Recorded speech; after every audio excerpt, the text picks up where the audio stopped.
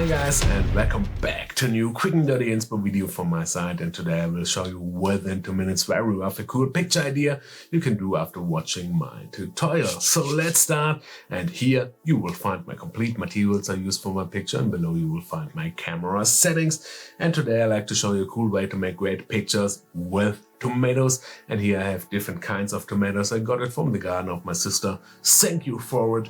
I have here normal red tomato, green tomato, yellow tomato and brown tomatoes. And as you see, there are different colors of tomatoes, and also I think you can buy it in the next market if you like to.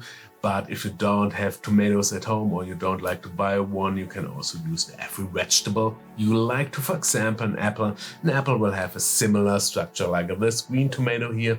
And I think both will be very cool looking with the technique I will show you today in my tutorial.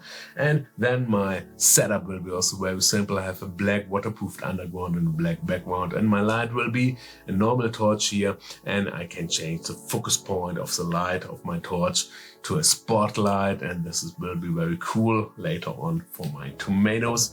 And if you cannot change the light of your torch to a spotlight, you can also use some tape in front of your torch, make a small hole, and then you have also a spotlight later on your tomatoes. And to get a fresh kick on your tomatoes, I have here a spray bottle with tape water in it.